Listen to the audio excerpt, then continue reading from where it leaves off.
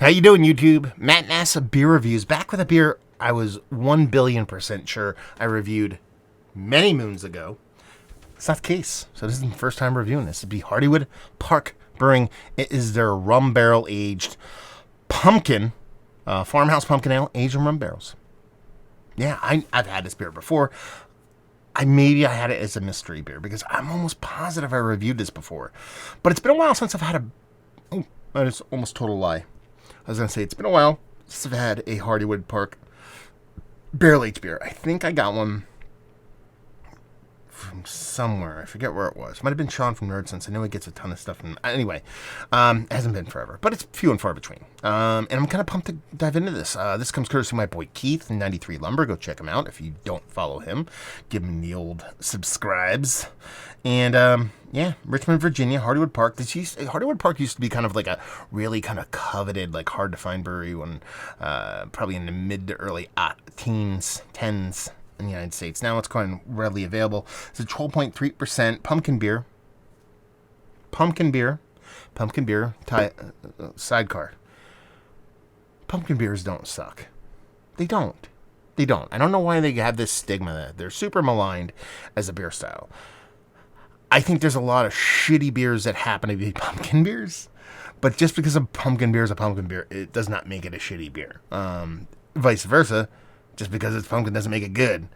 There just happens to be some really stellarly fantastic. I'm looking at you, New Arnold, a couple breweries. Oh, Almanac did a non-sour barrel-aged pumpkin beer. Pff, that shit was amazing. It's almost like an adjunct. You don't want to think about it as a style. That's how I've always taken it. So there's fantastic beers that just happen to be pumpkin beers, and there's shitty beers that happen to be pumpkin beers. Anyway, it says Hardywood Rum Barrel Aged Pumpkin combines nostalgic flavors and aromas of autumn with a blackstrap molasses laced finish that can only be achieved through months of maturation in Caribbean dark rum barrels. Let's see what's on. Pleasantly mellow up front, Hardywood Rum Barrel Pumpkin offers a crescendo of pumpkin pie spices that are emboldened by the barrel aging process and finishes with subtly sweet, lingering notes of brown sugar. Brewed with purpose. Do we get a date on here? It's Hardywood Park. They would have to date everything. I'm not going to search far and wide for it. It's probably on the glass somewhere. So, it has to be new though, because I don't think they've been doing these little like grenade bottles all that long. So it's not like a super aged bottle. I think almost all their barrel aged stuff came in like 500 mils or 750s for the longest time. It's light. It's a lot lighter than what you'd expect from a barrel aged beer in general. Pumpkin beer, even lighter than what you expect there. You know, a lot of the pumpkin beers I tend to like quite a bit tend to be a little bit darker than that. But I mean, it looks the part. Soft little pumpkin-esque kind of haze to it. Index finger of a nice uniform head. I swirled it quite a bit, so I kind of ruined that portion of the show. And yeah, looks the part. Let's see what it smells like, though. The nose knows. You know what that smells like? It smells like a pumpkin beer aged in rum barrels. And I don't say that in like kind of like, oh no shit, Sherlock, kind of funny kind of way. It is Merriam-Webster Dictionary definition of what you'd expect a pumpkin beer in rum barrel, because you get the pumpkin spices. It's not heavy-handed. It's not over the top. There's a soft kind of creaminess to it. That's your pumpkin at work there.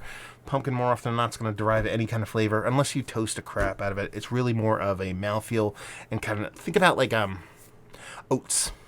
Oats, even though oats are a little bit more aggressive as far as flavor goes, think about oats in a beer. It's just going to add mouthfeel, maybe a little bit of softness, maybe a little confectionery kind of sweetness to it.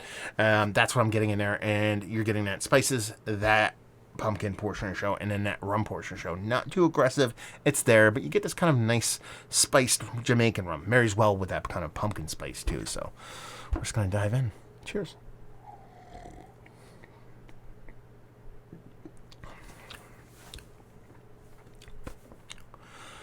That's tasty, man. That is really, really tasty. You know, it is, and I say this again, and I don't mean this as a negative. It tastes like a rum barrel-aged pumpkin beer. And, you know, a lot of people hear me say that stuff, and it's more like, okay, good, great tasting notes, asshole. I think, you know, that's a hard thing to pull off. You know, because it's so easy to get hyper aggressive with pumpkin spices. It's so easy. It's really easy to get too boozy or under boozy with the spirit portion of the show here. You can even say the same thing with the spices on the other end of things. And find a nice balance between all the portions of the show here, I think, is what really makes this beer good. Very tasty. First thing, the mouthfeel. The mouthfeel's fantastic. It's soft, it's luscious. Stuff just stops short of being silky. Again, you're talking about a pumpkin beer aged in a barrel. You're already kind of fighting a little bit against mouthfeel here with the barrel. I mean, it can add a little bit of soft dryness, stuff like that, but that creaminess you really want from a pumpkin beer is still here. That's what the pumpkin itself, not the pumpkin spices, but the pumpkin itself is going to bring. And it brings it here in spades. The spices are probably the next thing you notice. It's very hard, even when you're dealing with a spirit barrel, it's very hard not to notice pumpkin spicing right out the gate in a pumpkin beer, and you're supposed to.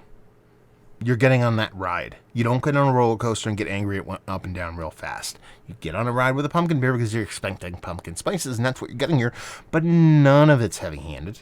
You know, it's aggressive because that's what pumpkin spices are, but it's not like so aggressive it kind of mutes or makes the beer not enjoyable. It actually brings enjoyment to the beer because you're riding this ride. You're getting on this ride on purpose, and it's tasty in the way it's presented.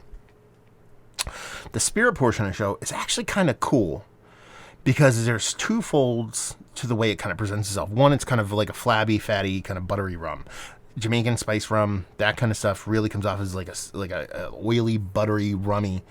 Like that kind of rum comes off buttery for me. That's the best way I could put it. It's a flabbiness to it. It has a soft little bit of that. Lets me know I'm drinking that spirit in particular without kind of ruining the mouthfeel, ruining the beer. And then you get to that spiced portion, that blackstrap molasses, the spiced portion of the show that is the telltale kind of calling card of spiced Jamaican spiced rum. It melds really, really well with the way the pumpkin spice. It's almost like they're meant to go together. You know, I'm pretty sure when people were making pumpkin pies, they were like, I really want to compliment spiced rum. I doubt that was happening, but it's one of those kind of happy accidents, you know, for years. And I still, if I turn the camera around, you'd see I have a bunch of 2 turntables and a mixer and a bunch of equipment over there. I used to be a weird underground electronic music DJ and, you know, mixing records. It's an art form. It's kind of lost that, you know, with Serato and Tractor and auto beat matching. Anyway, you know, sometimes, you have this kind of catalog in your brain of the way music works, the way specifically like electronic music works, and you'll like hear a record and you'll be like, oh, if I put this record with that record, it's gonna be killer. And you do it and you're like, yeah. But every now and then you just kind of free flowing. You know, you're kind of free flowing, just, you know, not planned mixes. You know, you're just kind of just ripping records out or tag teaming with somebody else and going back and forth. And then you grab a record and you're like, I'm going to put this record with that record. And it's not going to work. There's no reason it should work. I'm not planning it for it to work, but it just kind of works perfectly. That's kind of the vibe I get off of this, is that I don't think pumpkin spice and rum spice, I don't think about those together. Maybe it makes more sense to other people, but for me it doesn't. Here it just works perfectly. I think this is actually probably one of the best. One of the better barrel-aged pumpkin beers I've had.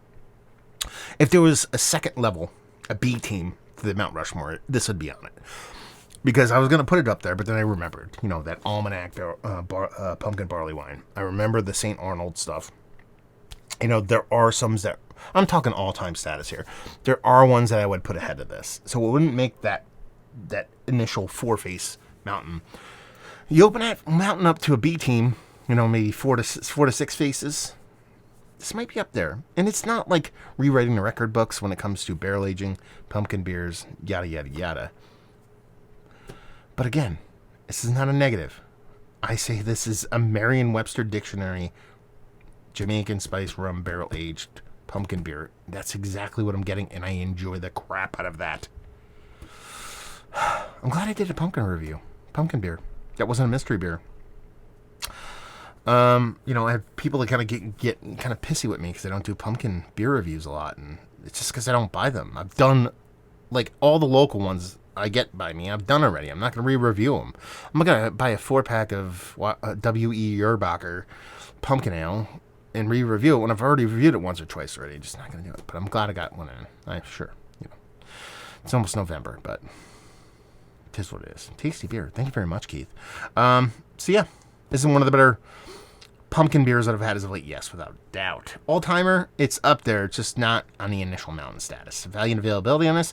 I'm kind of curious what Keith paid for this. I'm assuming he got it locally because I think I've seen this on the shelf. Talking about what's the ABV on this? 11 and change? 12.3. I think I saw this in 4-pack format. You're telling me you can get this in 4-pack format? Let's be aggressive here. Less than $20. I think that's amazing. And leave you with, if you like what we like this, if you like pumpkin, rum barrel aged spiced beers, you will like this because that's exactly what this is. There you go. We're reviewing the books. Hopefully you guys enjoyed it. Let me know if you had this. Down there if you want to talk about it. Massive Beers. If you want to check me out doing the social media stuff, Beer Massive, podcasting stuff. Hopefully you guys enjoyed the review. Hopefully I'm enjoying a little bit of Hardywood right now. Hardywood Park, mind you. Hopefully see you next time. Cheers.